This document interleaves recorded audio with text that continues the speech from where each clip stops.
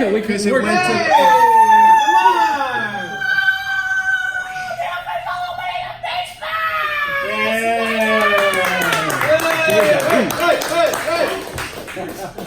That's where the special effects blast of lightning comes out of the ground. I got you covered. I got you covered.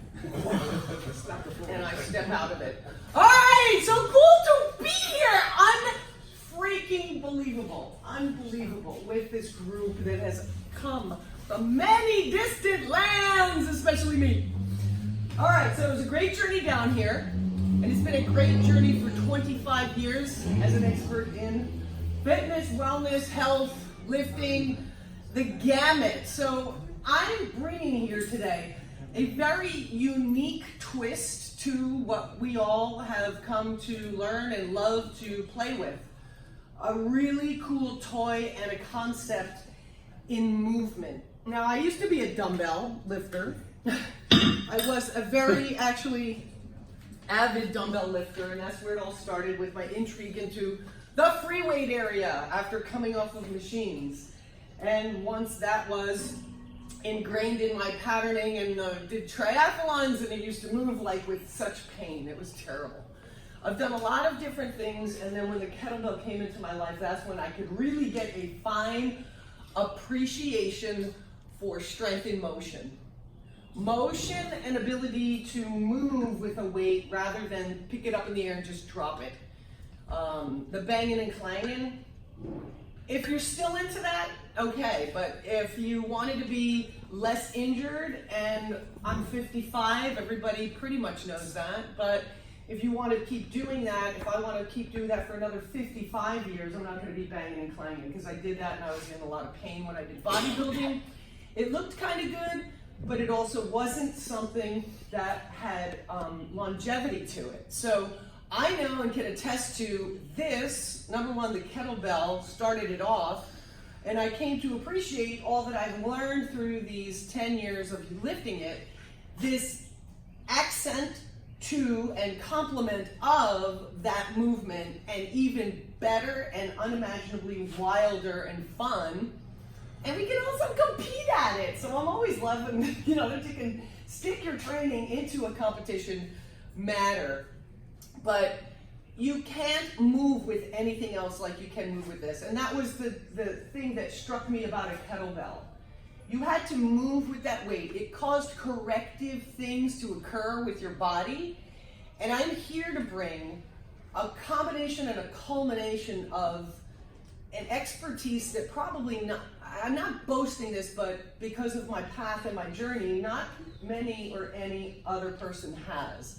Again, from the bodybuilding background into the kettlebell and then kettlebell sport application of it, that came from the emphasis of Pavel, I'm in RKC.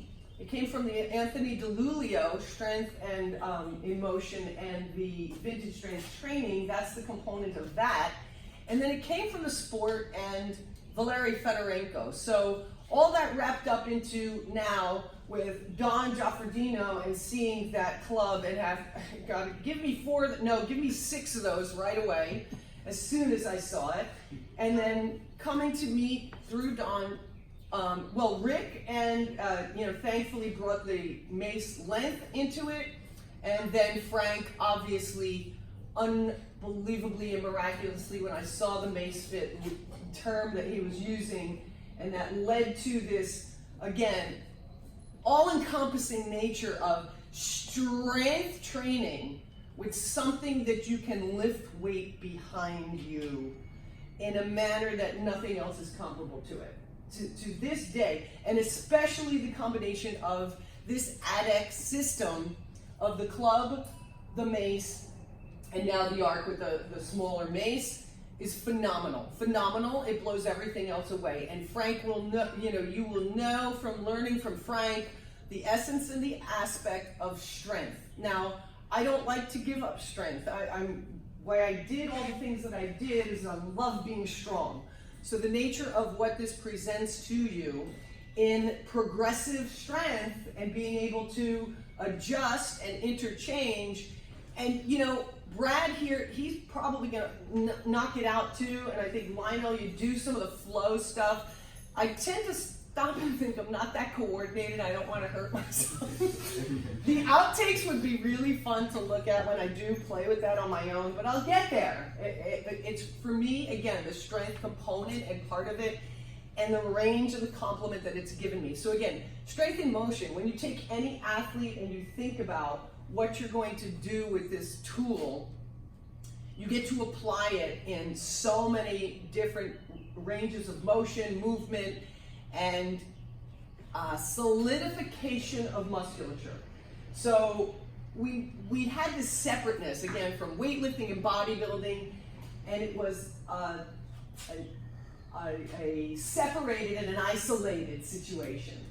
Now you get integrated and fully solidifying, and again, the overload principle is great, but when you're separating and isolating, your tendons and ligaments aren't going to be getting such an equal stimulus. They just don't respond that way, and that's what leads us to this big giant thing here, and the strength and integrity of the attachments are forsaken. So that's why we have injury. I'm 55. In the past 10 years, I have not been injured. I lift a lot of weight. I'm an elderly person, so to speak, a veteran age person in the sport. In the sport. I'm joking. But I compete against the 26-year-olds, people half my age. Yeah. I've not been injured. I'll venture into things, but I don't do crazy, stupid stuff. So we put together the education and the cool stuff, and we take the input and the sharing, and that's what this weekend is all about. And I'm so excited to be here and see all this. Again, what this aspect is that I promote is vintage strength training. So some people have embraced it and the old strongman stuff. It's always been there, and that was what the base of foundation I learned came from the vintage stuff. Well, now it's vintage because it's 100 years old. But the old strongmen, they had it. They never developed problems and tendinitis and blew out their shoulders and things like that. We really didn't see that much. We just saw increased improvement and progression. So again, you're going to get great information on that always from Frank. He's an expert in a lifetime over showing and validating all of that. So what I bring is those kinds of strongman moves, and your body doesn't know. I've always learned that your body doesn't know whether it's a rubber band, a rock, a bottle of water, a stone, anything that you can get your hands on. The ropes became popular because, again, that's undulation patterns. And these things are what you do with your strength, but not just static, stationary, standing there or sitting at any machines. It is putting your strength into motion, constant movement, and continuous action without that horrible fear of a tendinitis thing, as long as you're not doing it wrong. So again, the importance of us providing the expertise and again, the collaborative information that we can bring together and venture into new and exciting and varied usage of this old tool. So what I've taken is the base and foundation from movement and motion that I know, and I'm going to give you a handful of demonstrations, and you can experiment with it, but it stems from those root and corrective strategies which automatically help you with proper form and technique, rather than it being a, let me try this, and something knuckleheaded that again, you end up with worse condition for your shoulder. I want to bring the next program to fruition is the solution to frozen shoulder. I don't believe in it. I think that they've done a disservice all these years. The medical profession has a lot of nerve saying, oh, we don't know where it comes from and you're just gonna have to live with it for 4 years. We've taken plenty of people with lots of different shoulder problems, conditions, creating space, mobility, and strength. That's what we have in this tool. So you have an exceptional program here. You have exceptional people to rely upon, and we exchange. We have exceptional evidence that Frank's been working with his crew here, and just a big hand for all of that. Absolutely grateful for that component of this so that we can bring this next phase of it, which is strength. So again, strength in motion. I'm going to go through the handful of the exercises that pertain to this, because again, They are relative to what came from what could be a sandbag, a rock, a kettlebell, and you can use a dumbbell. Oh, that was the thing I left in the car, the vintage dumbbell. I do have that so we could play around with it. But if anybody's familiar with the Thomas Inch, now, I mean, that's like super extremely heavy. So we have, in vintage strength training, a loadable vintage dumbbell that has the 2-inch thick grip. So the other thing about it is, we have these dumbbells that are knurled and they have the pinchiness to it that's not natural. We have a smaller grip, which again, it didn't start out like that. It was a thick grip and it was that way for a reason. I talked about the tendonitis. People have the tendonitis or golfers' tennis elbow from holding something too tightly and again, wiggling it around from here and not using everything from the ground force through the whole linkage of the body out to these extremities. We in this country don't know how to move, so we have to go back and teach people how to move. So those aspects and the base and foundation of the corrective strategies that come with the vintage strength training component are the things that have been tried and true for me for the past 10 years, not only myself, but in all my clientele. The handful of exercises that are the basis for clean, press, snatch, and squat, and a get-up. A get-up is an integral part of this because, again, what we are doing is moving under weight. What we are doing is creating a constant engagement and recruitment of not only the muscle, the big muscles, but the smaller integral parts. And so the underlying foundation gets stronger along with those nice looking guns. All right. So let me start with a club. And just give you, I'm gonna go for the straight run through. So that I give you all this at once. We can dissect it, segment it, or play with and practice any of those things that you want to. And I know a lot of people have these very highly technical, long sheets of check marks of evaluations and strength and weakness tests, and I've been through that. I'm a medical exercise specialist, so I'm familiar with that stuff. When people come in, they generally don't want the glaring spotlights on all the things they can't do. They know what they can't do. They want to achieve something and have success in something that they can do. So we start with a Turkish get-up. Now, I've done it in a number of different ways. I love the club, and again, since it was something that I started with, the torch position puts another, again, different dynamic. You can equate it to a bottom up of a kettlebell, but it's just not the same. You have this inverted, very streamlined, dense force going down on you. A newcomer, a reverse Turkish get-up is a great thing because it's a lot easier to start from the top than it is to lay somebody down here first to go from the bottom and then start their way up, because inevitably this happens. We got to anchor that leg against the ground. We've got to get all of the moves, and I do the Turkish get-up with the leg straight up in the air and on only one foot and hand, because you need to strengthen not only the hamstrings and the glutes, but your core. And then bringing this under, coming up off of your hand, and there. So that, again, is a starting point in evaluation, because anything that people do along those lines of those movements and motions, you can detect a weakness or a concern. And anything then thereafter with, again, the basics and the solidification of the musculature through base building exercises will occur. And there are also progressions from that. But first and foremost, again, we teach people a swing. Now, in essence, to get people to use this, now it's nice, we obviously are familiar with this club swing. The difference of it with vintage strength training is you're going to grab the barrel of the club, because again, that's going to present that thick grip, and a lot of people with small hands are going to be crying and complaining, and that is the original swing. One arm, the dead swing is going to come to your shoulder and go back behind your heels. So this, sorry not to offend anybody, but the BS with the CrossFit people, and this thing here is just creating worse problems for impingement. If you're going to go up here with a kettlebell It's meant for one hand, so you should go up with one hand. And if you're going to do that, it's a snatch. Don't even swing higher than here for the sake and nature of your shoulder. So anyway, back to this vintage style, because again, Thomas Inch, remember I referred to that, and the dumbbell that we have, and we've fashioned to be applicable to this. So that's going to force people to get this in action without even having to tell them that. Because if they pick it up, it's not going to go anywhere, and you're going to, again, be able to see that.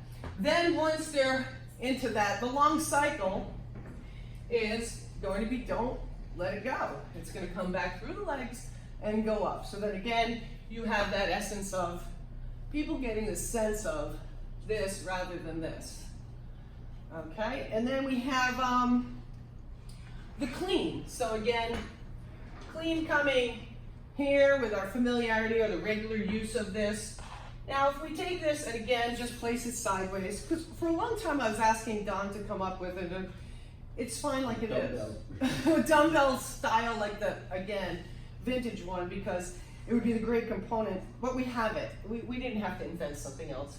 Again, when you have a longer stack on here, it's even more challenging. It's heavy.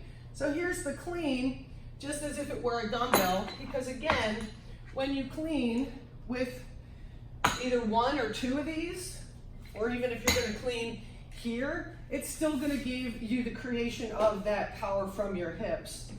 Then again, once we've cleaned and we're going to press, I love, love, love a torch press. All right, so you got a torch press that if you really want to do it right and not, you know, do the conformed and restricted, you're going to rotate your body and, again, get so much more to recruit and be included in this motion. We have to be able to transfer and move and have this rotational manner of our bodies, because this is basically all we do. Not us, but most people. This is the world today, or better yet, this is the world today. I'm turning into that. The Sarasota. At the computer! Yeah, Stop! I was trying to drive like this. Sitting up nice and tall. Okay, so then, again, even better, here you go. And when you've got one in each hand for dual action, you've got a whole different concept of neuromuscular recruitment and eyes following the weight.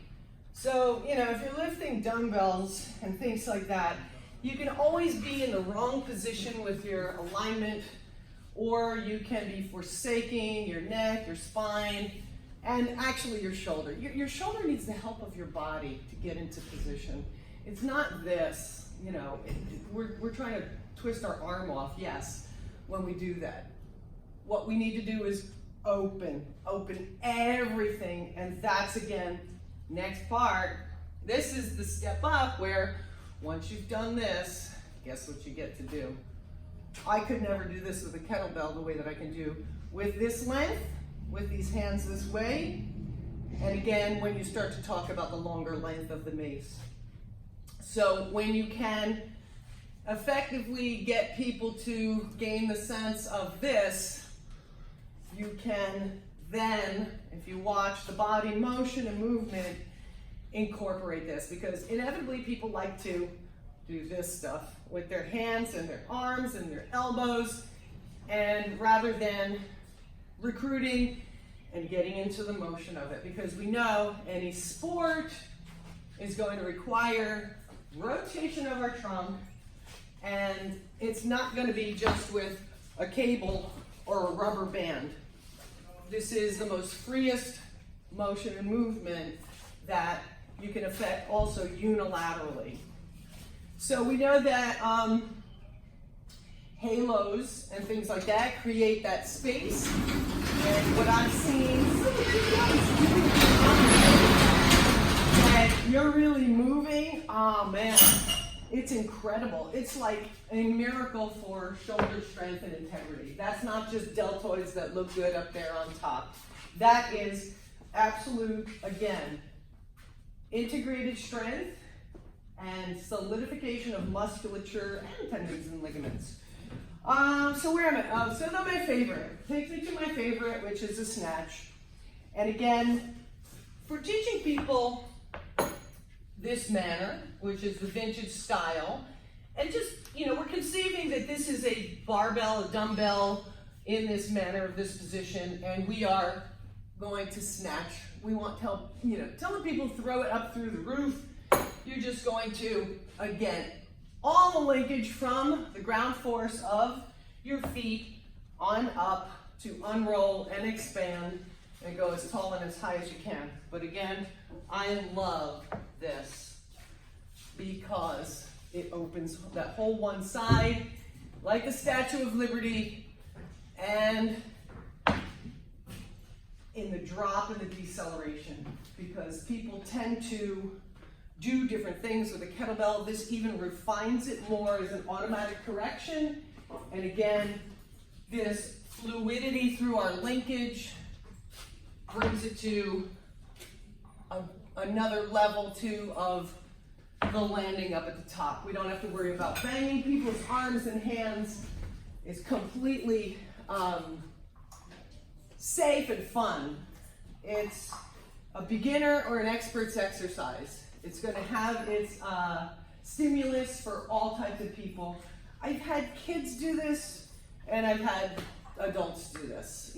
Everyone through the gamut can do these things. And again, the cool part of it is, I saw some cool stuff that you were doing with the tricep. It was awesome. You can take any of that and attach it into now some more methods and flow or motions and movements. Any of those standards on the Vintage Strength Corrective Strategy essentials can be attached to, well, certainly, I could snatch and then come down and get a few, and then press, and then, rushing, hand-to-hand switch, clean, press, and then again, snatch.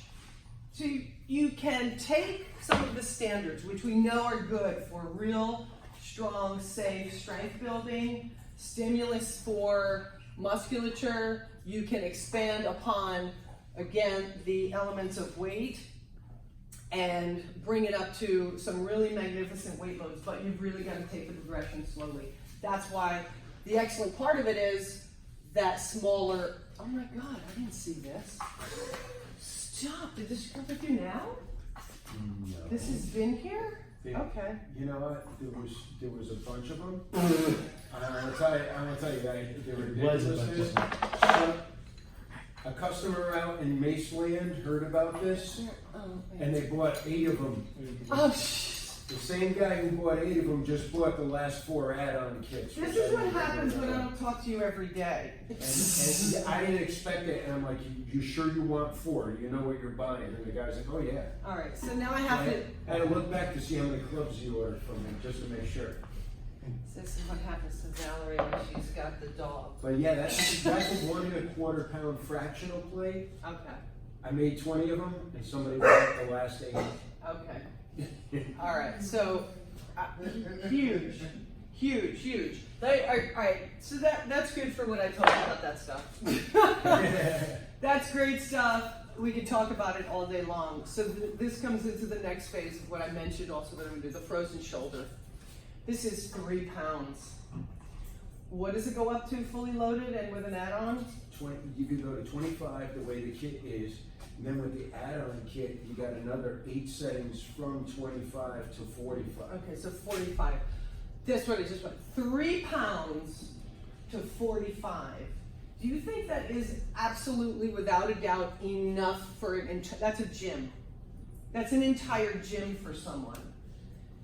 For someone who can't raise their arm, 3 pounds right here, and they can aspire to 45 in one tool. And it can be used as long as it's instructed and taught, and what we're doing with this is this collaborative effort to show the myriad of ways safely that somebody can look like you. I mean, when you take and look at people's journeys, you know, you're a great example. I loved always seeing you know, doing your stuff. You can see when, yes, your diet and everything definitely played a part, but you took a turn and you got hold of this and you got more pieces and parts of it. I don't know, did you have any shoulder issues and problems? Yeah. Okay, great.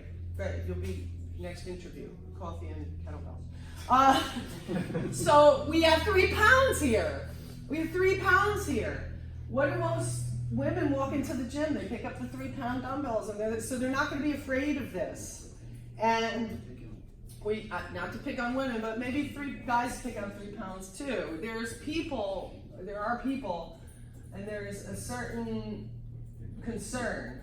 When I first started to lift the kettlebell, a colleague told me, don't lift the kettlebell, it looks like you're gonna pull your arm out of socket. So I was like, okay, I'm not gonna lift the kettlebell. I'm like, what the hell? People are using this thing. Okay, so people are using this thing, and we wanna show people that have had success. 3 pounds, and look what I can do with a newcomer, that again, this is the structure and the manner of which we're gonna know how are people doing with this. But if they, you know, we're gonna see it. It's going to show us a lot. And then again, 3 pounds goes to 5 with the thread set and this. So very safe, and in the manner of this medical exercise specialist background that I have, to take someone gradually without over jumping and using the 5 pound only that what we had, we've evolved into having everything that we could possibly use to give to someone who can't do anything, or you guys that are doing spectacular. But you guys didn't, what did you start with? What did you start with? 3 and 5 pounds. Okay, so that, look at the size of you. And the same thing for me though too. I mean, I knocked myself in the head a couple of times before I said, you know what, I better take some of these weights off. It's humbling. It's a new language, and we're definitely here to teach and instruct. So again, some of just these simple things, but these few parts are going to take that newcomer or some of the injured people and the people that don't want to be injured a long way to then build up to this. And spending time doing this can benefit all of us. And you can even do it with longer handle, the graduation onto this, and again, still going to tell the tale. So I had a gentleman I've just been starting with to do his 360s, and he wants to improve for golf, and he's getting a workout. And then he came in and he was like, my shoulder's tight. Well, because I could tell one side and the other wasn't working so good. So we got him with the arc to get a little more of a challenge for him with lighter weight, but a beneficial motion and movement to equal out either side. And these I loved because although Prate wants to make some juries for me, I could jury with my arcs. I love that. I jury with my arcs. All right. So does anybody have any questions? How much do you want recorded? The whole thing? How much do you want recorded? Let it go. Let it go. Any questions? Or particulars or something in the nature of the component of how the vintage strength maybe works in all this? Or the exposure to what you've had in what you've used so far? Any questions? Any comments? Don't be shy. Ask questions, you learn stuff. All right. Then Just a comment. that's I like the way that your approach to this is similar and different. It's one of the things that you're going to get from all of this, right? You're going to find out that pretty much everyone who does this, we're all doing the same thing. You might come in from a different angle, but at the end of the day, getting results is the same. Making the people that we work with better, making ourselves better, moving better. My whole approach to this is all about movement and putting those movement habits. And this is one of the best tools for me to be able to do that. right. So the way I treat the clubs and the laces is like an extension of your arm, Right. extension of your body. So it's then listening to you talking about it from the strength component, and it's like, well, as you were talking and you say something, I'm looking at him like, yeah, I'm sure he's heard me say this before. It's like, he's heard that too, he heard that too, he heard that too. You know, but again, just coming from a different point, it's kind of nice to see that it's the same language, no matter which, you know, way you're approaching it. Right. So I moved into the movement specialist background because whatever the tool is, it's not, the matter is we have to learn how to move better. And you have a martial arts background, right? Yeah. So I really appreciate the people with martial arts background because it's a discipline. This is a discipline and a practice. You know, you don't just get up and play the piano once and then, you know, you practice and you get better. I was thrown into the fire. I'm thrown into the fire with a lot of this stuff because I wanted to do the mace and they're like, okay, get up on the platform and compete. And I'm like, okay, I suck. And somebody called me out on it. I'm like, all right, I suck. I'm just learning though. Give me a chance and I'll get better. And I was really happy to see one day when I just, you know, took all the pressure off and I was like, wow, that was one of the best. I wasn't rushing and haphazard. It was really sinking in motion. A lot of people like to freaking, I can't even use functional fitness. I can't even use that term. It just does not apply. Because it's been done such a injustice. This is beyond that. And again, we are beings of motion. So the extension of this is, again, like the ropes. The ropes drive me crazy because I see people pulling up tight and doing this. And you can't do that with this. You'll see people do it, but then they finally have to give in because it's very tiring. But then you come to that Zen moment, right? You have to be beat up first and submit. And flow, go, move, motion, and take your whole body into it. From the ground, rooted, and that's why I love Jim, and his instruction goes to the very basics, the real foundation of feeling that sensation of the rootedness and connecting all of your body. So this is way beyond a functional. I like mind-body because it does require you to be present. You can't just be out there thinking about, fishing or, washing the car. You're involved in this and you're connected to it in a manner which is going to stimulate this, and which we need a lot of that. We need that for people. And then it's fun. Is it not fun? It's fun. It's fun, and one of the things about strength for me is I always would pick up like 70-pound dumbbells and be like, that's crazy. I can't believe I can do that. So, but I get up there every once in a while, and you'll see me go with the 30 pounds. I'm like, oh man, look at this, I can do it. So, amazing people for themselves, and amazing yourself, and continue to grow and progress is what I'm excited about for this. Showed you a handful of things. I go on to yield to the next presenter, and whatever we get to play in and about with that stuff. No, that's great. So. That's final section. I know, well, one comment. I know you guys, all the guys that train here, just love the Turkish getup. Not okay. You saw how to do it right today. So, what you pick up from that you have trouble doing. How about the transition on the way up with the leg out to the front? How many of you can do that really good? No, there's more. You broke it down more. It almost seems like one movement. And you try to do it on our own, but when you can break it into parts like that. Let me show. Okay, so that'll be again. I'll finish where I started, and which is what we do is we train people and teach people the nature of that. And here you go. This is a longer lever. You can take it with the longest lever also. When you really want to work on this and improve and get past those sticking points, it's going to be 3 repetitions for each portion of the move. And then you're going to find which one is your nemesis. And that's why 3 repetitions. This is also one, elevating. This is a big one, pushing up with the trapezius in the shoulder and your hamstring. And then even this one, just up onto the elbow. So 3 in each one. If you really want to be, massacre You didn't do 5. No. But we had, Wait, you're doing a video on this now. With exactly what you're doing, I need it. yeah.